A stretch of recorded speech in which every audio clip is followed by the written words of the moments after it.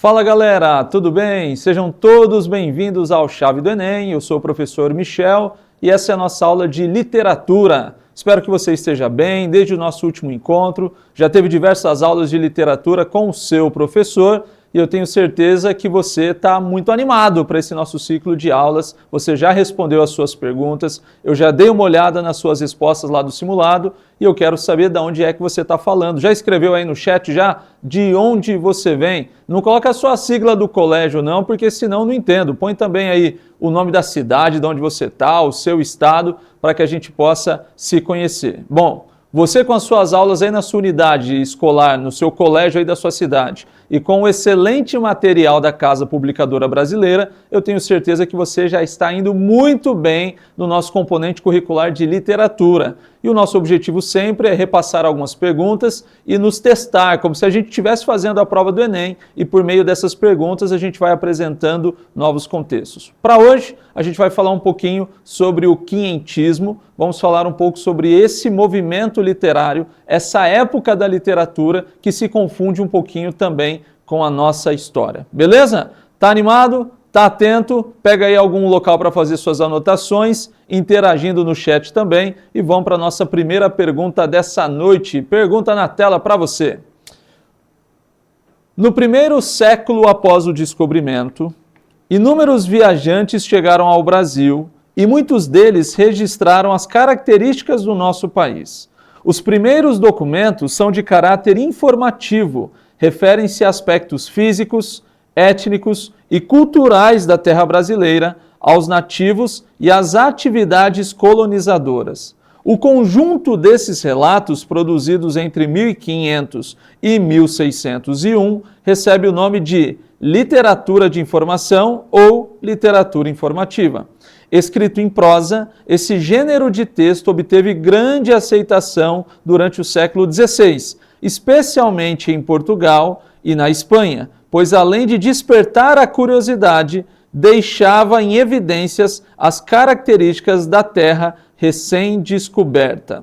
Uma explicação para você, olha bem aqui para mim agora. Quando a gente pega esses primeiros escritos aqui do Brasil, a gente está falando então dessa primeira modalidade literária. Nós chamamos de escolas literárias os agrupamentos que nós temos de obras, autores e características também. Didaticamente, a gente reúne as escolas literárias, divide o início, o fim de uma escola literária, baseado em eventos, publicações de livros. Mas esse primeiro movimento literário aqui do Brasil, ele tem uma característica especial, porque nós ainda não tínhamos esse público leitor brasileiro. O que estava acontecendo é que, juntamente ao descobrimento do Brasil, em 1500, nós temos uma porções de textos que são escritos sobre o Brasil, para um público que está fora daqui, ou seja, são os nossos viajantes portugueses, explorando essa terra que viria a ser chamada de Brasil e escrevendo sobre as características. São os primeiros documentos que retratam alguma coisa do Brasil. Nós chamamos esse movimento de quinhentismo. Ele ainda não é uma escola literária porque ele não tem todos esses elementos de ter um leitor literário, um escritor literário, todos eles brasileiros, mas é apenas o assunto literário que é brasileiro. Então, esse período de 1500 a 1601 é dividido assim didaticamente, porque em 1601 nós temos a primeira publicação do Barroco, com um Prosopopeia de Bento Teixeira, ou seja, essa obra marca o ciclo de mudança e o início de uma outra escola literária. Toda essa escrita do século XVI é composta, então, por essa literatura de informação ou literatura catequética, por assim dizer. Nós chamamos esse movimento literário de quinhentismo, tá bom? Vamos para as nossas perguntas então, dá uma olhada aqui nas nossas perguntas. Além de ser escrita em prosa, a literatura informativa, ou seja, uma das formas de se fazer literatura no século XVI, letra A literatura informativa apresenta grande valor literário, ou seja, estético. O que mais chama a atenção dela é a forma dela, a estrutura dela é muito especial, será? Letra B, está consorciada, está anexada, tem relação ao projeto de catequese do índio. Letra C, está ligada ao desejo de conquista espiritual. Letra D, não tem uma postura etnocêntrica. E letra E, considera a cultura indígena rica e superior. E agora é o seguinte, imagine que você está no Enem e você precisa assinalar letra A, letra B, C, D ou E. O que é que você assinalaria, hein? A gente vai discutir cada uma dessas perguntas, mas uma delas, ela de fato combina com tudo isso que nós estamos falando. Parabéns para você, vamos ver se a galera aí do chat já está colocando a sua resposta. Parabéns para você que assinalou a letra B. Essa literatura informativa está consorciada, anexada, ligada ao projeto de catequese do índio. Então vamos lá para as outras alternativas. A letra A, ela não é conhecida pelo seu grande valor estético, ou seja, o que é de mais importante entre estrutura e tema é o tema, a temática. A temática é importante, é feita em forma de carta e não há um primor literário. Evidentemente que os escritores, como Pero Vaz de Caminha, têm conhecimento literário suficiente para se escrever uma boa obra de comunicação, inclusive usando alguns recursos literários. Mas quando nós olhamos o compilado de textos desse período, o que salta aos olhos, o que chama a atenção, não é a estética bonita, ou seja, é principalmente o valor literário centrado no seu conteúdo. Portanto, a letra A não pode ser. A letra C, ela não está ligada simplesmente ao desejo de conquista espiritual. Ela até fala sobre religiosidade, sobre a catequese do índio, como diz a nossa alternativa certa, porém, ela não se centra nessa conquista espiritual, ela não adentra esse espaço tão pessoal, por assim dizer. A letra D, ela não tem uma postura etnocêntrica, nós vamos falar mais sobre etnocentrismo aqui durante a nossa prova. O etnocentrismo é quando você analisa e julga uma outra cultura baseada na sua própria. É quando alguém coloca a sua própria cultura como superior à outra. Então a alternativa está dizendo que essa literatura ela não é etnocêntrica, ou seja, há um respeito total para a cultura alheia. E, evidentemente, quando nós olhamos os registros dessas cartas e quando nós olhamos a própria história dessa colonização, nós percebemos que a cultura etnocêntrica ela é muito forte. O português acreditava que o seu modo cultural era o modo cultural correto e que deveria prevalecer sobre os outros moldes ou modos culturais assim também. E letra E, ela considera a cultura indígena rica e superior. Se assim fosse, nós hoje teríamos muito mais hábitos indígenas no nosso país do que hábitos europeus. Evidentemente que o europeu português, assim também como aconteceu na América Espanhola, falando da nossa história, o português europeu, o europeu português, ele não considerava a cultura indígena rica. Ele tentou de todas as formas aniquilar essa cultura, prevalecendo a sua própria sobre ela, ok? Letra B, então, essa é a nossa alternativa correta. Vamos para a próxima, número 2, para você, a segunda questão dessa noite, ou ainda a questão 12. É um relato, um fragmento da carta de Pero Vaz de Caminha e ele diz assim: os cabelos deles são lisos e os usavam cortados e raspados até acima das orelhas. E um deles trazia como uma cabeleira feita de penas amarelas que lhe cobria toda a cabeça até a nuca. Parece-me gente de tal inocência que se nós entendêssemos a sua fala e eles a nossa, eles se tornariam logo cristãos, visto que não aparentam ter nem conhecer crença alguma. Portanto, se os degredados que vão ficar aqui aprenderem bem a sua fala e só entenderem, não duvido que eles, de acordo com a santa intenção de Vossa Alteza, se tornem cristãos e passem a crer na nossa santa fé. Isso há de agradar a nosso Senhor, porque certamente essa gente é boa e de bela simplicidade, e poderá ser facilmente impressa neles qualquer marca que lhes quiserem dar, já que o nosso Senhor lhes deu os bons corpos e bons rostos, como a bons homens. E creio que não foi sem razão o fato de ele nos ter trazido até aqui. É bem curioso, dá uma olhadinha aqui para mim. É bem curioso a gente pensar no que essa carta está dizendo, né? Evidentemente que nós devemos acreditar que o Pero Vaz de Caminha ele está sendo fiel àquilo que ele observa, mas é claro que existe algum pressuposto também em relação a tudo que iria acontecer no futuro. O que o Pero Vaz de Caminha está dizendo aqui é que eles estão muito aptos, com o coração aberto, a receber a cultura dos portugueses. Essa cultura ela recebe o nome de fé, de religião, ou seja, por meio da catequese, por meio desse convencimento religioso, toda a cultura europeia será despejada em cima deles também. E a carta, nesse contexto, em todo momento tenta repetir como eles estão abertos, ou seja, se aqueles que ficarem aqui na ilha, eles ainda achavam que aqui era uma ilha, a ilha de Veracruz e tudo mais, se esses que ficarem aqui na ilha aprenderem o idioma indígena, com certeza eles vão conquistar a todos com a nossa fé. É isso que Camus está dizendo. Baseado nisso, vamos voltar para as nossas alternativas. A visão do colonizador em relação ao indígena, demonstrada na carta de Pero Vaz de Caminha, nos faz compreender sociologicamente que nos faz compreender que, letra A, a cultura do indígena era realmente inferior em relação à dos europeus, os quais se vestiam como selvagens. Letra B, a visão do colonizador era relativista e de preservação da cultura dos índios. Ele queria preservar aos índios. Letra C, não era a intenção dos colonizadores intervir nas tradições culturais dos nativos. Letra D, a visão etnocêntrica do colonizador resultou na inserção forçada de novos aspectos culturais nas tradições dos nativos. E letra E, a visão etnocêntrica do colonizador não teve grandes interferências nas tradições dos nativos. Se tem uma pergunta que eu acho que a galera vai gabaritar, é essa, viu? Inclusive o rendimento da galera lá no nosso simulado foi muito bom. E aí? Se essa aqui caísse, é vaga certa para você no Enem. Letra A, B, C, D ou E. O que é que você assinalaria?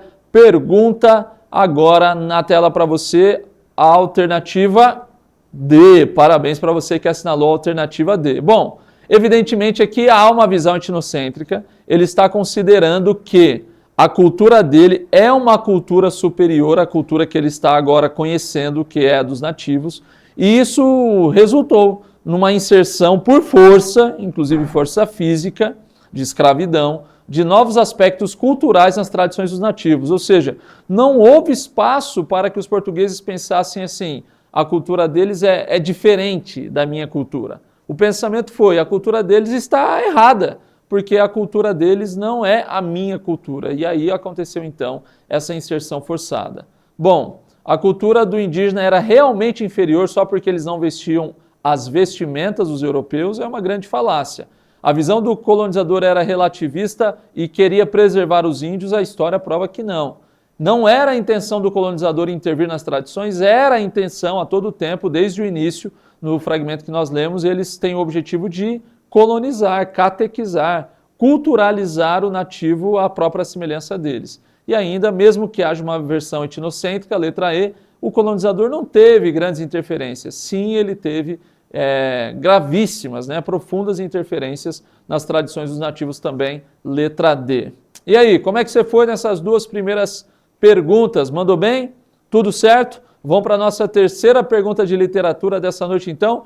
Pergunta na tela para você. Mais um fragmento para que você leia junto comigo. Diz assim: leia os fragmentos ou os trechos abaixo pertencentes à carta de Pero Vaz de Caminha. O capitão, quando eles vieram, estava sentado em uma cadeira, bem vestido, com um colar de ouro muito grande ao pescoço e aos pés uma alcatifa por estrado. Sancho de Tovar, Simão de Miranda, Nicolau Coelho, Aires Correia e nós outros que aqui na nau com ele vamos, sentados no chão pela alcatifa. Acenderam-se tochas, entraram, mas não fizeram sinal de cortesia, nem de falar ao capitão, nem a ninguém. Porém, um deles pôs o olho no colar do capitão e começou de acenar com a mão para a terra e depois para o colar, como que nos dizendo que ali havia ouro. Também olhou para um castiçal de prata e assim mesmo acenava para a terra e novamente para o castiçal, como se lá também houvesse prata. Mostraram-lhes um papagaio pardo que o capitão traz consigo. Tomaram-no logo na mão e acenaram para a terra, como quem diz que os havia ali. Mostraram-lhes um carneiro, não fizeram caso, como se não conhecesse. Mostraram-lhes uma galinha, quase tiveram medo dela, não lhe queriam pôr a mão, e depois a tomaram como que espantados. Viu um deles umas contas de rosário, brancas, acenou que lhes dessem, folgou muito com elas e lançou-as ao pescoço, depois tirou-as, enrolou-as no braço e acenava para a terra e de novo para as contas e para o colar do capitão, como dizendo que dariam ouro por aquilo. Muito bem. Sobre o texto acima, fazem-se as seguintes afirmativas. Número 1.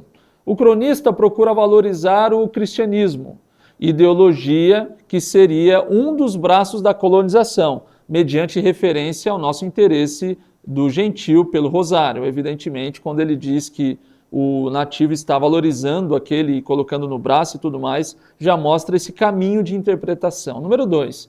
Caminha registra pormenores em ritmo sincopado.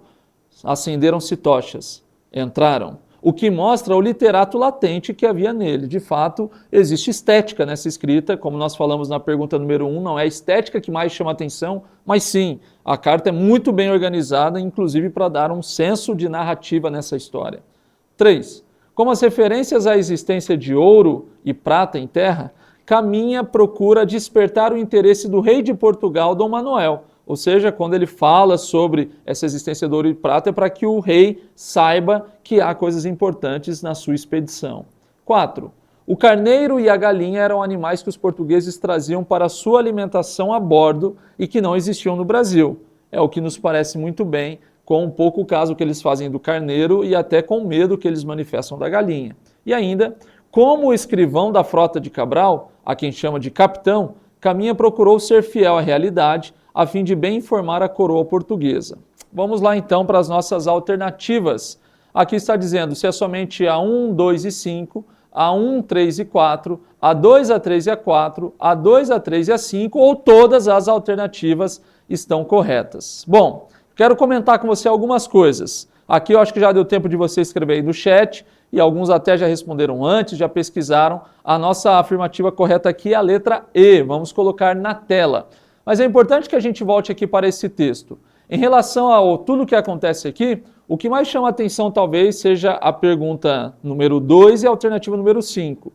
De fato, ela não está em contrassenso com aquilo que nós vimos anteriormente, ou seja, o fato de haver esse ritmo sincopado, mostrando que havia um talento literário em Caminha, não diz que ele está tendo, quem sabe, a estética como grande destaque. O grande destaque aqui é o próprio conteúdo, mas sim chama a atenção a maneira como ele vai construindo aos poucos, trazendo suspense, a maneira como eles são colocados na frente dos homens, a maneira como eles se reagem a cada um dos animais, a maneira como Caminha escreve esses eventos mostra sim um domínio literário. O que mais chama a atenção agora é a alternativa 5, como escrivão da frota de Cabral, a quem chama de capitão, Caminha procurou ser fiel à realidade. E aqui existem duas coisas para a gente pensar. Sim, é verdadeira, porque ele tenta de alguma forma ser fiel à realidade que eles queriam provar, ou seja, ele não está escrevendo nada que discordasse dos objetivos do próprio capitão da frota, que é Cabral, e nem dos objetivos da coroa portuguesa que havia enviado aquela frota. Mas você, leitor inteligente, tem que prestar muita atenção que algumas coisas dali, elas são passíveis de interpretação. Para os portugueses, por exemplo, daquele período, ler aquela carta era uma realidade extrema. Para nós que sabemos o resultado da história e sabemos que havia grande interesse da coroa portuguesa de conquistar aquele ouro, a prata e as joias preciosas que ali haviam, a própria madeira, nós sabemos que politicamente algumas coisas dessa carta foram escritas para justificar que talvez as coisas não tenham sido tomadas, mas que os indígenas gostariam de presentear aos portugueses. Por exemplo, a cena de que ele mostra o colar do capitão e aponta para a terra, e aponta para o colar do capitão e aponta para a terra, e por assim dizer. Então sim, ele procura ser fiel à realidade, mas é a realidade que está dentro do pacto de informação que ele deseja colocar, ok? Muito bem, vamos para a nossa pergunta agora, a quarta dessa noite, questão 14 para você. Você fala 14 ou 14? Bom, eu falo 14, mas 14 também está certo, porque é 4, 40, 400, então é 14 também. Vamos que vamos. A propósito dos primórdios da literatura brasileira, Alfredo Bose diz que, pergunta na tela, hein? Os primeiros escritos da nossa vida documentam precisamente a instauração do processo. São informações que viajantes e missionários europeus colheram sobre a natureza do homem brasileiro. Enquanto informação, não pertencem à categoria do literário, mas à pura crônica histórica, e por isso há quem as omita por escrúpulo estético.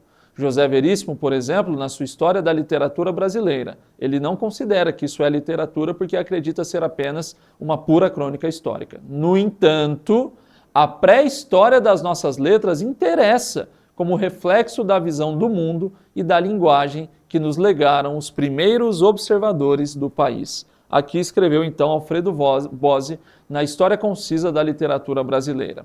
E agora vai aqui um exercício de reconhecimento de períodos literários, tá bom? Então muita atenção aqui comigo. São exemplos de textos de informação que o autor fala acima, ou ele se refere. Letra A, temos os textos Carta, de Pero Vaz de Caminha, Sermão da Sexagésima, de Padre Antônio Vieira, Caramuru, de Frei José de Santa Rita Durão. Letra B, temos Diário de Navegação, de Pero de Lopes de Souza, temos Canção do Exílio, de Gonçalves Dias, e temos As Joias da Coroa, de Raul Pompeia.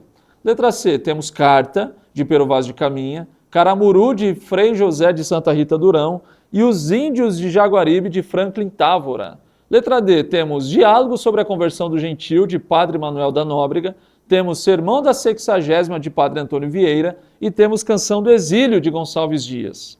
Letra E, Diálogo sobre a Conversão do Gentil, de Padre Manuel da Nóbrega, Carta, de Pero Vaz de Caminha, e Diário de Navegação, de Pero Lopes de Souza. Então preste muita atenção. Você vai aprender agora com essa pergunta e depois você vai complementar essas informações ao longo dos seus estudos desse ano.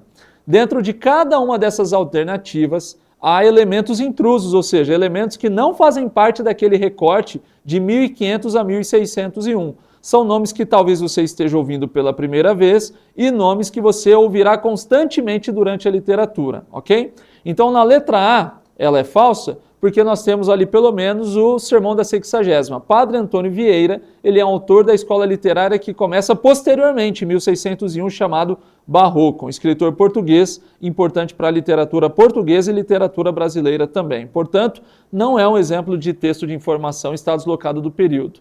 O mesmo se dá aqui com Canção do Exílio, de Gonçalves Dias, que é um texto do século XIX, muito posterior dentro da escola do romantismo. Aqui também acontece na letra C, por exemplo, com Franklin Távora. Na letra D, isso acontece com o Padre Antônio Vieira e com o Gonçalves Dias. Já a letra E, esses três personagens que aqui aparecem, Padre Manuel da Nóbrega, Pero Vaz de Caminha e Pero Lopes de Souza, são três exemplares de literatura de informação, ou seja, desse período de 1500 a 1601, ok? Guarda esses nomezinhos, então, que foram lançados, que são nomes que estão deslocados e participam de escolas literárias que serão analisadas posteriormente para você. Muito bem, vamos agora para a nossa derradeira questão dessa noite, a nossa última questão do bloco de literatura, é claro, e o texto diz assim, também é para você agora organizar características de escolas literárias. Na linha do tempo que registra a história da humanidade, a literatura não pôde se furtar em estabelecer vínculos, ou não pode se furtar em estabelecer vínculos entre a produção literária, os fatos e os acontecimentos que constituem o homem e seu pensamento. Levando em consideração alguns desses vínculos, relacione os períodos literários abaixo e seus respectivos acontecimentos. Ou seja, olha aqui para mim, cada uma das escolas literárias, de alguma forma, também vai trazer relações com o contexto histórico real. Existe contexto histórico dentro de cada uma das escolas literárias. E dá para você relacionar as escolas literárias com fatos históricos concretos, datas importantes, marcantes, que não estão simplesmente acontecendo ao mesmo tempo, mas que vão influenciar no modo e no fazer literário. Cada uma dessas escolas literárias aqui citadas tem um contexto histórico que emerge dentro delas, antes delas, no meio delas, de fato que mude a característica da própria escola literária. Então nós temos o quinhentismo, o barroco, o arcadismo, o romantismo e o modernismo. As quatro primeiras estão em sequência ainda, e o modernismo ela é um pouco posterior, ali depois do romantismo a gente ainda tem realismo, naturalismo, simbolismo, pré-modernismo até chegar ao modernismo. Mas vamos lá.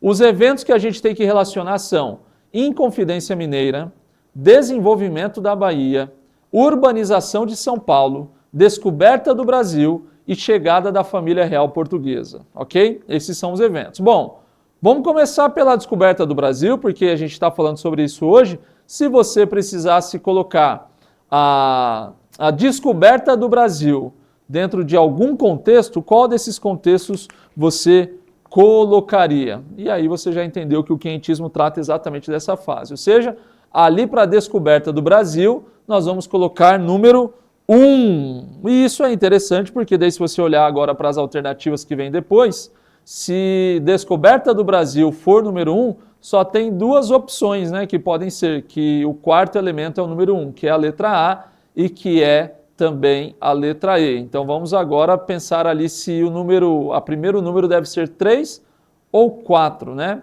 Então a terceira que nós temos ali é urbanização de São Paulo. Quando a gente pensa na urbanização de São Paulo, a gente precisa pensar em qual momento histórico que a gente está falando. Então dá uma olhada. Em Confidência Mineira, nós estamos falando claramente da escola do arcadismo.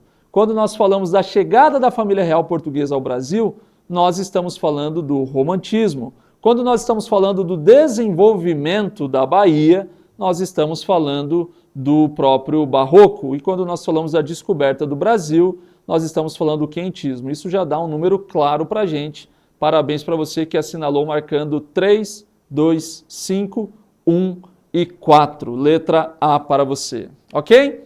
E aí, como é que foi o seu desempenho dessa noite? Espero que você tenha ido muito bem, espero que você tenha ido bem lá nas perguntas do simulado que você escreveu, bem como também aqui no nosso momento de correção. E a gente se vê na nossa próxima aula de literatura, muito em breve. Um abraço do professor Michel para você. Valeu!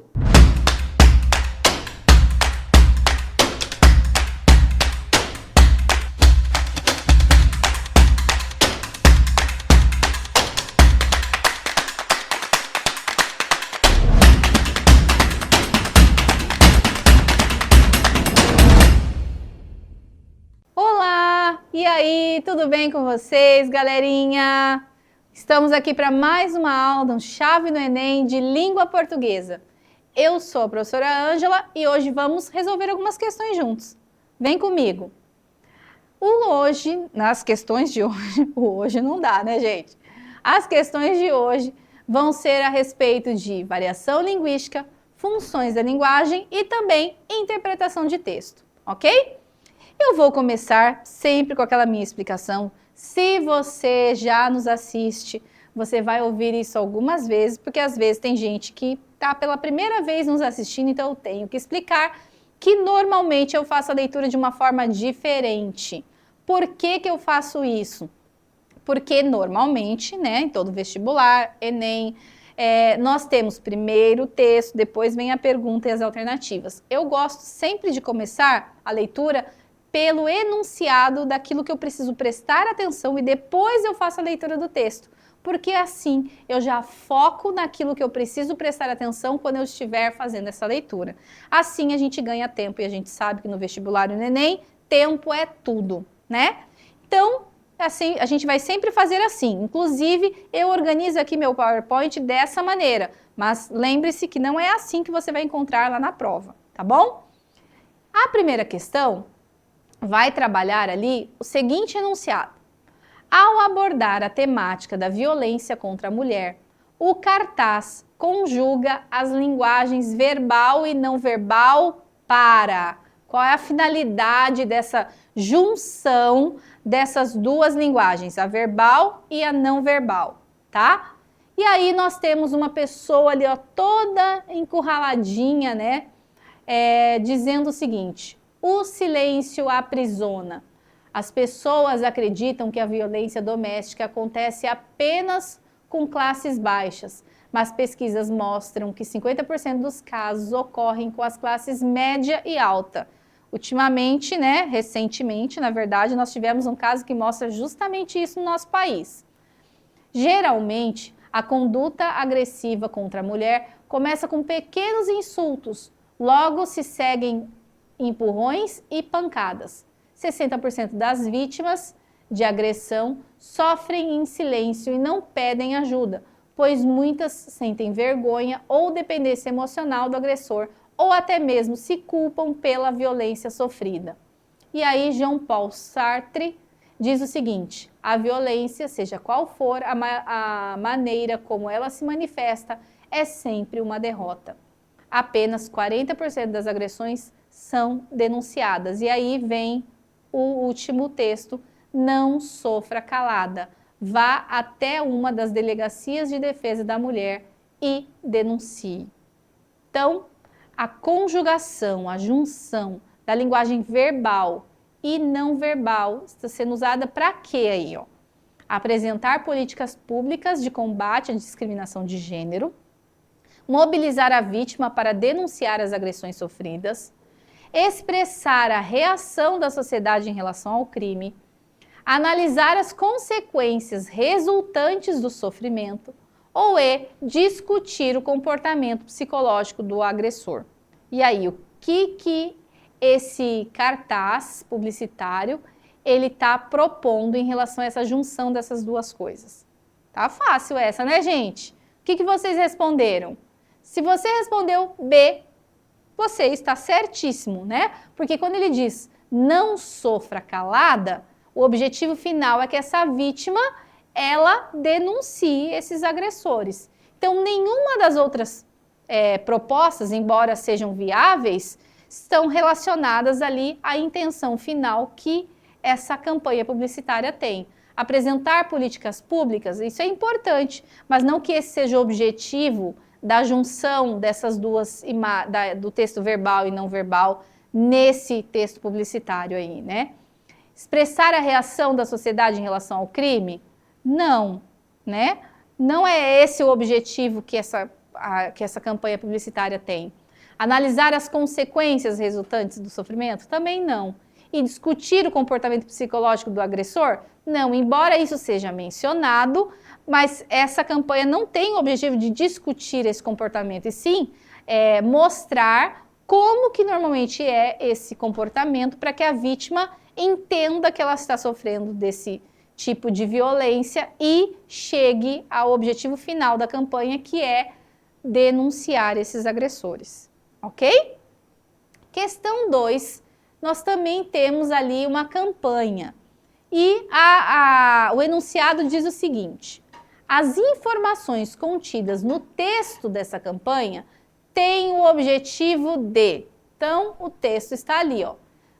Tem uma imagem do Brasil, uma arvorezinha, várias pessoas, médicos e outras funções, crianças. Serás libertado pelo direito e pela justiça. Então, essa campanha tem o objetivo de qual, né? Qual que é o objetivo dessa campanha? Avaliar as políticas públicas para melhorar a qualidade dos serviços prestados ao povo brasileiro, apresentar os canais de participação social, como os conselhos previstos na Constituição Federal de 1988, descrever o ciclo e as etapas de organização de uma política pública como incentivo à participação social, D. Fazer a distinção entre as políticas de governo e as políticas de Estado a fim de incentivar a busca por direitos, ou E. Estimular a participação da sociedade civil em políticas públicas para fortalecer a cidadania e o bem comum. Então, qual é o objetivo que essa campanha tem? Lembrem-se de juntar ali as informações do texto verbal e não verbal para pensar nisso. E, acima de tudo, toda campanha publicitária tem algum objetivo, né? Em relação a persuadir aquele que está lendo essa campanha. Qual seria esse objetivo? E aí? Vamos lá.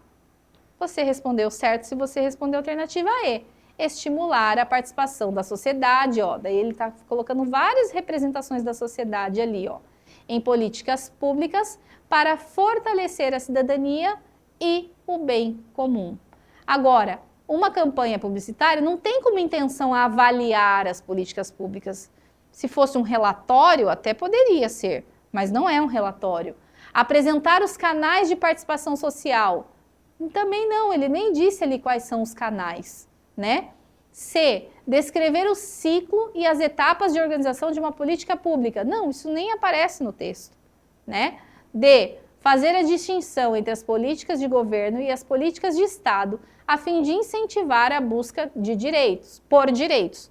Se você fizer a leitura só dessa última partezinha, a fim de incentivar a busca por direitos, você até pode ser levado a responder a D como certa. Mas olha a primeira parte, né? fazer a distinção entre as políticas de governo e as políticas de Estado? Esse era o objetivo dessa campanha? Não, né? Então, realmente, a alternativa correta é a E. Beleza? A3. O enunciado diz o seguinte: as letras de samba normalmente se caracterizam por apresentarem marcas informais do uso da língua. Ok, né? Porque samba é um ritmo bem informal, né? Todo mundo sabe disso. Nessa letra de Nelson Sargento, são exemplos dessas marcas. Que marcas? Do uso informal da língua. Então, a gente tem ali o texto: falso moralista. Você condena o que a moçada anda fazendo e não aceita o teatro de revista, a arte moderna, para você não vale nada. E até vedete você diz não ser artista. Você se julga um tanto bom e até perfeito. Por qualquer coisa, deita logo falação. Mas eu conheço bem o seu defeito e não vou fazer segredo não. Você é visto toda sexta no Joá e não é só no carnaval que vai para os bailes se acabar. Fim de semana você deixa a companheira e no bar com os amigos bebe bem a noite inteira. Segunda-feira chega na repartição, pede dispensa para ir ao oculista e vai curar sua ressaca simplesmente. Você não passa de um falso moralista. E aí, quais dessas opções aí, ou qual, né, porque é só uma, qual opção dessas aí, ela vai trazer marcas do uso informal da língua? Falação e prosbailes, você e teatro de revista, perfeito e carnaval, bebe bem e oculista, curar e falso moralista. E aí? O que você responde? Tem aí pelo menos duas que dá para dar uma enganadinha se você não prestar atenção. O que você respondeu? Fala aqui no meu ouvido. Acho que tem gente que acertou e tem gente que errou essa daí, hein? Mas foram mais acertos do que erros. Então vamos à resposta? Falação e prosbailes. Toda vez que você tiver essa combinação ali, contração, na verdade, de para, os, pros, isso é uma marca de informalidade. E falação também, né? Você, a gente normalmente usa de forma mais informal, mas não é uma marca de informalidade. Teatro de revista, muito menos. Perfeito e carnaval são palavras que são usadas dentro dos seus contextos, mas não quer dizer que sejam de uso informal. Bebe bem, até pode ser, né? Uma figura de linguagem, mas oculista não. Curar e falso moralista, ali não tem nada de informal. Então, resposta certa realmente é a alternativa A. A gente tem aí uma questão de variação linguística, tá bom? Isso é um assunto que você precisa estudar. No Enem, esse assunto sempre cai, assim como funções da linguagem, que também a gente vai ver daqui para frente alguns exercícios sobre funções da linguagem, tá? Essa questãozinha aqui está marcada em especial por um motivo. Nós tivemos bastantes alunos que erraram. Estranho, né? Bastantes alunos, mas é isso mesmo. Muitos alunos que erraram essa questão, tá? Então, nós vamos lê-la com um pouco mais de atenção para ver se você tira suas dúvidas. No texto, há marcas da função da linguagem que nele predomina. Olha essa palavrinha, predomina. Essas marcas são responsáveis por colocar em foco o. Então, mensagem, código, contexto, enunciador, interlocutor. Mas não basta a gente olhar só essa parte. A gente tem que ler depois a explicação que vem em seguida. Mas vamos ver que texto é esse, tá? Por quê, gente? Sempre que a gente tiver um texto, e a gente vai ver que ali é uma crônica, ó, o gênero também estará relacionado, o gênero do texto que nós vamos ler, estará relacionado provavelmente à função predominante do uso da linguagem daquele texto. Por exemplo, uma propaganda. Qual que é a função predominante de uma propaganda? Função apelativa, né? Ou seja, o receptor estaria em foco. Vamos pensar num artigo de uma revista. Eu tenho a função referencial, ou seja, o contexto, o referente está em evidência, tá? Então, os gêneros já me ajudam, né, a identificar direitinho a função predominante que provavelmente esse texto tem. Mas a gente precisa ler o texto. Vamos lá. Rio de Janeiro. Noite dessas, ciscando num desses canais a cabo, vi uns caras oferecendo maravilhas eletrônicas.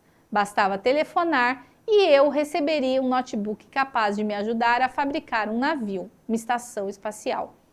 Como pretendo viajar esses dias, habilitei-me a comprar aquilo que os caras anunciavam como o top do top em matéria de computador portátil. No sábado, recebi um embrulho complicado que necessitava de um manual de instruções para ser aberto. De repente, como vem acontecendo nos últimos tempos, houve um corte na memória e vi diante de mim o meu primeiro estojo escolar. Tinha 5 anos e ia para o jardim de infância. Era uma caixinha comprida, envernizada, com uma tampa que corria nas bordas do corpo principal. Dentro, arrumados em divisões, havia lápis coloridos, um apontador, uma lapiseira cromada, uma régua de 20 centímetros e uma borracha para apagar meus erros. Da caixinha vinha um cheiro gostoso, cheiro que nunca esqueci e que me tonteava de prazer. Notebook que agora abro é negro e em matéria de cheiro é abominável. Cheira vilmente a telefone celular, a cabine de avião, a aparelho de ultrassonografia, onde outro dia uma moça veio ver como sou por dentro. Acho que piorei de estojo e de vida. Ele está falando sobre as experiências dele com o primeiro estojo, né? Então, com base nisso, essas marcas da função da linguagem predominante, né, revelam o quê? Que o foco está na mensagem, elevando-a à categoria do objeto estético do mundo das artes. Será que é isso? Está no código, transformando a linguagem utilizada no texto na própria temática abordada.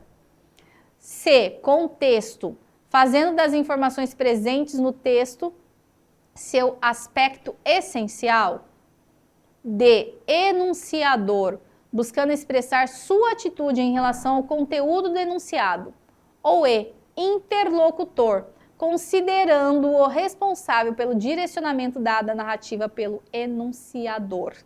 E aí, foco está em quê nesta crônica, né? Na mensagem, no código, no contexto, no enunciador ou no interlocutor? E aí, o que você responde? Você acertou. Se você respondeu enunciador, a gente vê ali, olha, muitas expressões do uso ali da primeira pessoa, né? Olha ali o texto. São as experiências que essa pessoa teve com o estojo dele, né? O que ele sentiu, o que ele gostou, que cheiro ele sentia. São as sensações que ele tem em relação ao estojo. Então, é um enunciador buscando expressar sua atitude em relação ao conteúdo do enunciado, que era o estojo. Não pode ser a mensagem, porque olha lá o que diz, elevando-a à categoria de objeto estético, né? A gente teria uma categoria estética se a gente tivesse ali todo um trabalho no uso da linguagem, na escolha vocabular, com rimas, com figuras de linguagem. A gente até tem uma ou outra ali, mas não que esse seja o foco predominante desse gênero, né? O foco desse gênero são as experiências que esse enunciador teve com o estojo dele. B, no código, muito menos. Porque se o código fosse o foco, eu estaria explicando o que era um estojo. Se isso estivesse acontecendo, até poderia ser, mas esse não é o foco. O foco está no enunciador, os sentimentos que ele tem em relação ao estojo. No contexto também não, né? Porque será que é realmente relevante, se fosse numa questão de referente, né? Eu saber os sentimentos, as emoções, os cheiros que uma pessoa teve em relação ao estojo? Se fosse um texto explicando o que era um estojo, até poderia, né? Mas não é o caso. E no interlocutor, considerando o responsável, então aquele que está ouvindo é responsável pelo direcionamento dado à narrativa? Não, são as emoções de quem, da experiência que aquela pessoa teve com o estojo, e não do outro, né? Então, realmente é a alternativa D, tá bom? quinta questão, chegamos na metade da nossa aula e nós temos aqui o seguinte enunciado. De acordo com as intenções comunicativas e os recursos linguísticos que se destacam, determinadas funções são atribuídas à linguagem. A função que predomina, olha aí, ó, tem duas coisas aí que você tem que perceber, ó. Nesse texto existem mais de uma função da linguagem presente, tá? Mas uma delas é predominante. E aí ele diz o seguinte, ó, ele já te dá a resposta ali no começo, dando enunciado, ó, a função que predomina nesse texto é a conativa, ou seja, apelativa. A gente tem um texto publicitário, então só pode ser apelativo. Uma vez que então eu preciso saber realmente qual é a função de um texto apelativo, né? Para responder corretamente esse texto. E aí a gente tem ali uma criança, na verdade duas, uma para como se fosse corrigir o voto e o outro para confirmar o voto. Para ter uma sociedade justa, você precisa apenas mover um dedo. Desculpa. Nessas eleições, anule qualquer tipo de dúvida sobre candidatos ou propostas. Confirme seus direitos de cidadão e informe-se. No mês de setembro, você acompanhará matérias sobre a disputa pela Prefeitura e Câmara de Vereadores. Não deixe nada passar em branco. Desculpa, gente. E vote consciente. Então, o que vai dizer corretamente sobre a função desculpa a repetição, olha aí, eu tô até rimando, com a função conativa, apelativa. Atua sobre o interlocutor, procurando convencê-lo a realizar sua escolha de maneira consciente. B. Coloca em evidência o canal de comunicação pelo uso das palavras corrige e confirma. C. Privilegia o texto verbal de base informativa em detrimento do texto não verbal. D. Usa a imagem como único recurso para interagir com o público a que se destina. E E. Evidencia as emoções do enunciador ao usar a imagem de uma criança. Então, qual característica aí se relaciona à função apelativa? E aí, conseguiu responder? Vamos lá? Vamos à resposta? Se você respondeu a alternativa A, você está completamente certo. A alternativa A diz o seguinte: atua sobre o interlocutor, ou seja, é isso mesmo que a função apelativa faz, que é convencer quem está lendo, né? Procurando convencê-lo a realizar sua escolha, escolha do quê? Do voto, de forma consciente. Por que não pode ser a B? Coloca em evidência o canal. Gente, função apelativa não tem a ver com canal. A função que tem a ver com canal é a função fática. Então, se você tem conhecimento sobre funções da linguagem, você de cara veria que isso está incorreto. C. Privilegia o texto verbal de base informativa em detrimento do texto não verbal. De jeito nenhum. As duas coisas precisam ser combinadas, o texto verbal e o texto não verbal, para você se conscientizar do que realmente você precisa fazer na hora de votar. Então, errado. D. Usa a imagem como único recurso para interagir com o público? De jeito nenhum. A gente também tem o texto verbal, né?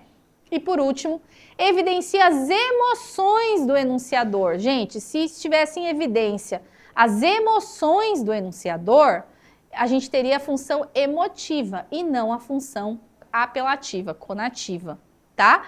Então, não tem como ser as outras opções. Vamos à sexta questão? Considerando-se os elementos constitutivos do texto, esse anúncio visa resolver um problema relacionado a quê? Ou ao o quê, né? Então a gente tem ali, ó, faça a sua parte para ajudar a preservar o planeta em que vivemos. Economize água, diminuindo o tempo do banho. Não use a mangueira para limpar a calçada. Separe o lixo reciclável do não reciclável. Não jogue gordura pelo ralo. Evite usar o carro para pequenas distâncias. Não deixe a torneira pingando. Ao ir ao mercado, leve uma sacola reutilizável. Mantenha a torneira fechada ao ensaboar as louças. E se você olhar a mão dele, Aparece o desenho do que ali, gente? Ó. E aí, gente? Esse anúncio visa resolver que problema? Falta de cuidado com o meio ambiente, uso indiscriminado de fontes de energia, escassez de água em diversos pontos do planeta, carência de medidas de controle de poluição ambiental ou ausência de ações de reciclagem de objetos descartáveis. Qual é a finalidade aí, então? Está relacionada a que problema? Tá fácil também, né? Só que se você não prestar atenção numa situação, aí você vai errar essa questão. Porque daí podem parecer várias corretas, né? Se você marcou a opção A, você acertou. Por quê, gente? Ó, todas essas outras coisas, elas aparecem no texto, mas elas são medidas para quê? Para você tentar resolver o problema do meio ambiente. Tanto é que na palma da mão aparece ali um mundo, ó. Então, a gente precisa tomar cuidado com o meio ambiente. Esse é o objetivo final, né? Esse é o problema que a gente tem. As outras coisas aparecem no texto, mas o problema não está relacionado a só um desses aspectos. Todos esses aspectos estarão relacionados ao cuidado com o meio ambiente de forma geral. É por isso que a alternativa A estaria correta e as demais não, porque todas as outras estão focando apenas em um problema do meio ambiente, quando na verdade todos eles somam problemas relacionados ao meio ambiente. Então por isso a resposta A e não as demais. Beleza? Então chegamos na nossa 7ª questão, cujo enunciado é: nessa simulação de verbete de dicionário, não há a predominância da função metalinguística da linguagem, como seria de se esperar.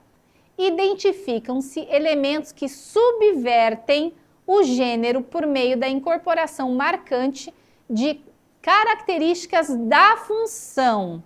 Então, olha que interessante essa questão.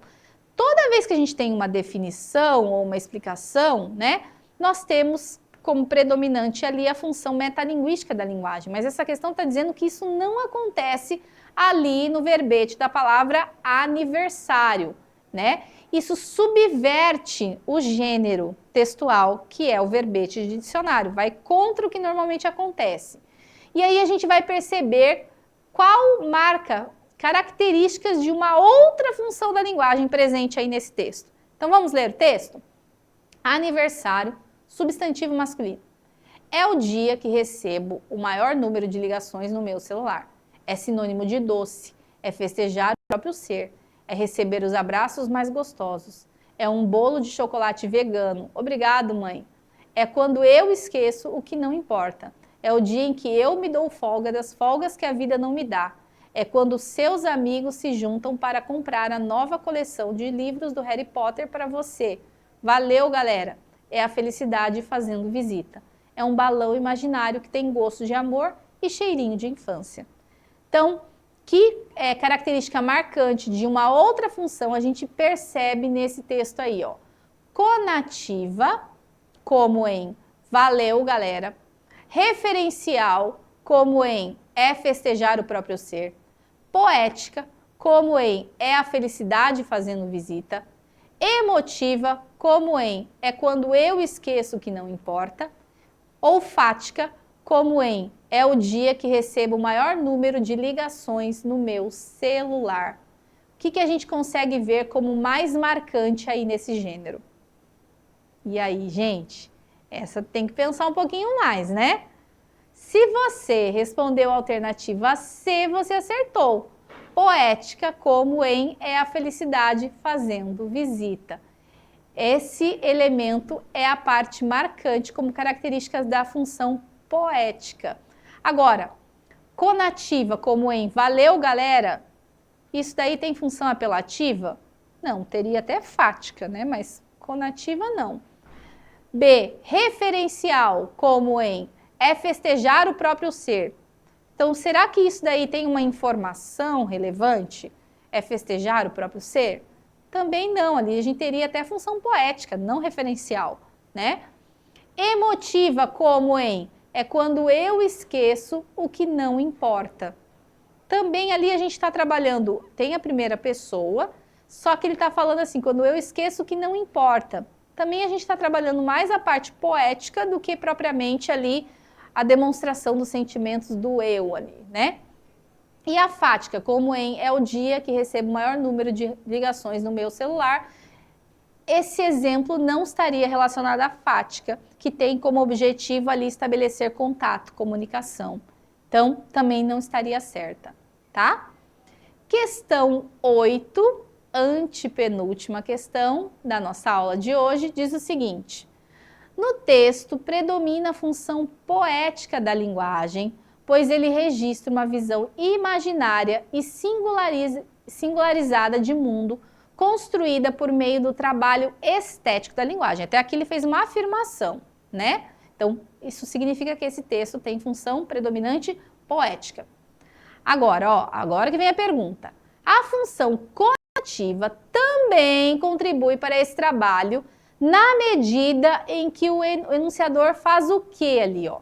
Então, vamos ler o texto. As cartas de amor deveriam ser fechadas com a língua, beijadas antes de enviadas, sopradas, respiradas, o esforço do pulmão capturado pelo envelope, a letra tremendo como uma pálpebra. Não a cola isenta, neutra, mas a espuma, a gentileza, a gripe, o contágio, porque a saliva acalma um machucado. As cartas de amor deveriam ser abertas com os dentes. E aí, gente, a função conativa, ou seja, apelativa, contribui para esse texto também, na medida em que o enunciador procura fazer o quê? Influenciar o leitor em relação aos sentimentos provocados por uma carta de amor, por meio de opiniões pessoais, definir com objetividade o sentimento amoroso e a importância das cartas de amor, alertar para consequências perigosas advindas de mensagens amorosas, esclarecer como devem ser escritas as mensagens sentimentais nas cartas de amor ou produzir uma visão ficcional do sentimento amoroso presente em cartas de amor. Qual é o que o enunciador procura quando ele usa ali a função apelativa, conativa da linguagem? Essa também tem que pensar um pouquinho mais, né? Mas se você respondeu a A, está mais do que certa. Lembre-se sempre, gente, sempre que se tratar de função apelativa, a gente tem a tendência de entender que eu preciso convencer, influenciar alguém a fazer alguma coisa. E não definir. Se fosse definir, seria metalinguística, como a B está dizendo. Alertar para consequências perigosas, aqui até poderia nos confundir. Mas não é uma campanha publicitária de conscientização aqui para nos alertar de algo. Isso aqui é um poema, então não tem como ser a C. Mas se você não prestar atenção, talvez você responda a C. D. Esclarecer como devem ser escritas as mensagens sentimentais nas cartas de amor, também não tem a intenção de esclarecer nada, né? Não é um outro tipo de texto que tem a função de esclarecer alguma coisa. E nem produzir uma visão ficcional do sentimento amoroso presente em cartas de amor. Se fosse isso, a gente estaria se referindo à função poética e não à função apelativa da linguagem. Então, sempre que tiver a função apelativa, eu tenho a intenção de influenciar, de fazer a pessoa mudar de ideia, de fazer a pessoa comprar alguma coisa. Tem a ver com o interlocutor, tá bom? É isso aí. Questão 9, nossa penúltima questão, tem como enunciado o seguinte: os processos de interação comunicativa prevêem a presença ativa de múltiplos elementos da comunicação, entre os quais se destacam as funções da linguagem, as funções da linguagem. Na verdade, ele está fazendo uma afirmação aqui não tem uma pergunta, né? Nesse fragmento, a função da linguagem predominante ou seja, tem que tomar cuidado aqui, porque você vai encontrar mais de uma função, mas uma delas vai ser predominante. Então, fica aquela dica, que tipo de texto é esse, né? Dependendo do tipo de texto, a gente consegue mais ou menos imaginar qual é a função predominante dele. Vou-me embora para Passárgada. Foi o poema de mais longa gestação em toda a minha vida, toda a minha obra. Vi pela primeira vez esse nome Passárgada quando tinha os meus 16 anos, e foi num autor grego. Esse nome de Passárgada, que significa campo dos persas ou tesouro dos persas, suscitou na minha imaginação uma paisagem fabulosa, um país... É isso mesmo? Um país deve ser, né? Tinha que ter um acento ali. Um país de delícias, como o de Levitation ou Voyage de Baudelaire.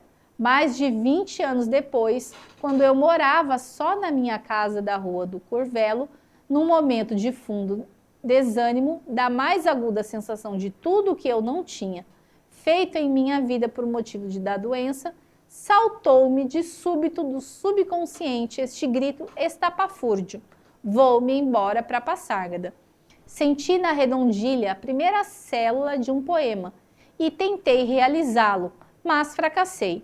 Alguns anos depois, em idênticas circunstâncias de desalento e tédio, me ocorreu o mesmo desabafo de evasão da vida besta. Desta vez o poema saiu sem esforço, como se já estivesse pronto dentro de mim. Gosto desse poema porque vejo nele, em escorço, toda a minha vida. Não sou arquiteto, como meu pai desejava. Não fiz nenhuma casa, mas reconstruí, e não de uma forma imperfeita neste mundo de aparências, uma cidade ilustre, que hoje não é mais a Passárgada de Ciro, e sim a minha Passárgada. Então, esse texto aí de Bandeira está falando sobre como ele se sentiu quando ele escreveu esse texto. Vou-me embora para Passárgada. Não sei se vocês já leram, se não, fica a dica, faça a leitura dele, tá? Qual é a função de linguagem predominante, então, que a gente pode encontrar nesse texto? Função emotiva, porque o poeta expõe os sentimentos de angústia que o levaram à criação poética. Referencial, porque o texto informa sobre a origem do nome empregado em um famoso poema de Bandeira. Metalinguística, porque o poeta tece comentários sobre a gênese, ou seja, né, o início e o processo de escrita de um de seus poemas. Poética, porque o texto aborda os elementos estéticos de um dos poemas mais conhecidos de Bandeira. Ou apelativa, porque o poeta tenta convencer os leitores sobre sua dificuldade de compor um poema.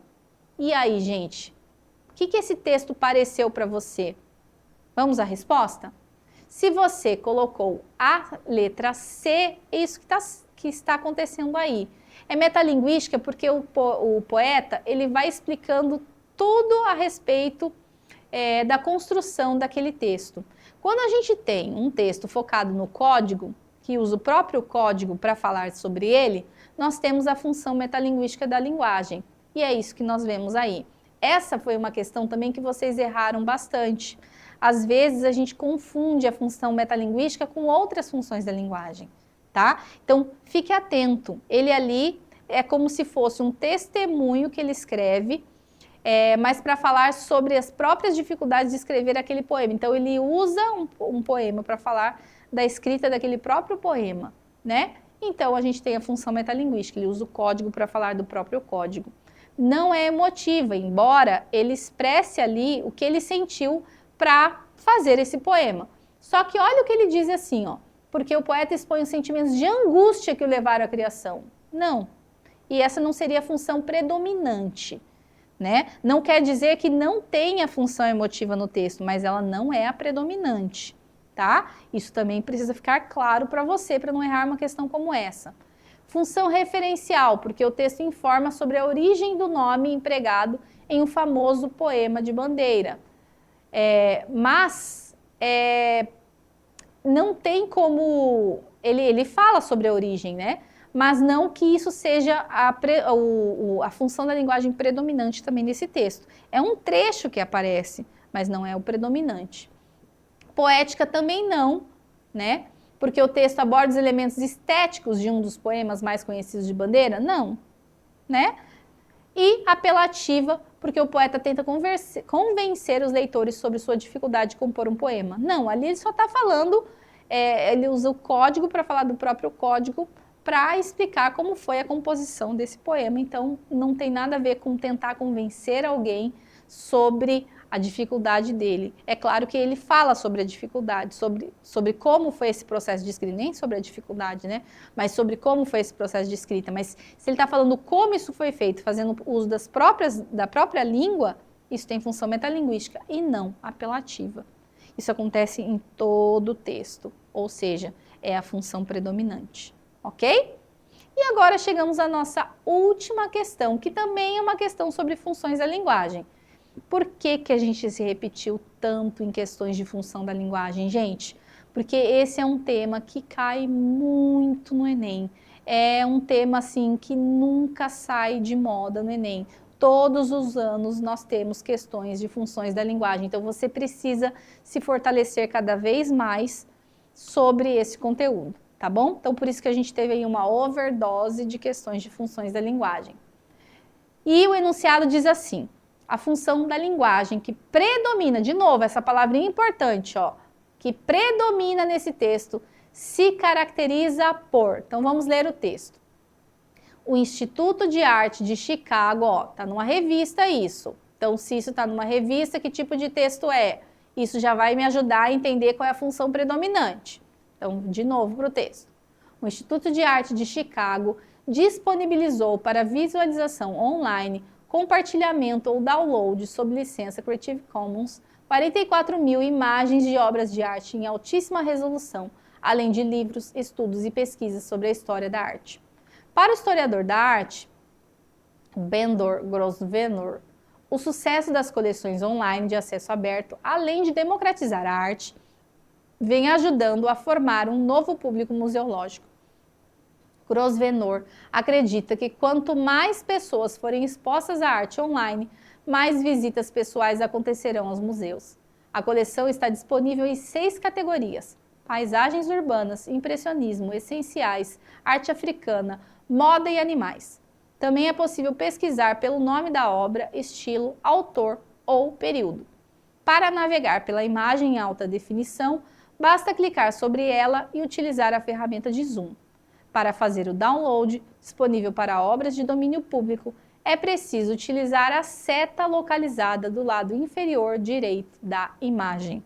Então, qual é a função predominante nesse texto? Evidenciar a subjetividade da reportagem, convencer o leitor a fazer o acesso online, informar sobre o acesso às imagens por meio da descrição do modo como acessá-las, estabelecer interlocuções com o leitor, orientando-o a fazer o download sobre obras de arte, ou enaltecer a arte, buscando popularizá-la por meio da possibilidade de visualização online. E aí, gente, o que vocês responderam? Se você respondeu alternativa C, está correto. Preste atenção nos verbos, ó. Evidenciar, convencer, informar, estabelecer, enaltecer. Esse é um texto informativo. Então, se é um texto informativo, ele vai ter como principal característica informar sobre o acesso às imagens por meio da descrição do modo como acessá-las. Evidenciar a subjetividade da reportagem é totalmente errado, né? Subjetividade de reportagem dentro de um texto informativo, isso não é predominante numa reportagem, né? Convencer o leitor a fazer acesso. O que seria ideia de convencer seriam textos mais apelativos e não um texto informativo, expositivo, tá? D. Estabelecer interlocução com o leitor, orientando-o a fazer o download das obras. De novo, a gente não tem um texto apelativo, né? Ou enaltecer a arte, buscando popularizá-la por meio da possibilidade de visualização online. Também não era esse o objetivo, não era isso que predominava nesse texto informativo, não enaltecer a arte, daí seria mais poético, né? E não informativo. Então, preste atenção nesses verbinhos e lembre-se sempre da minha dica. Olhe sempre o gênero textual, procure reconhecer. É uma notícia, é uma reportagem, é um poema, porque isso vai te ajudar a decidir a função que aquele texto tem como predominante. Ok? Espero que vocês tenham aproveitado bastante a aula, tenham tirado as suas dúvidas e daqui uns dias a gente se encontra novamente. Um abraço para todos e até mais!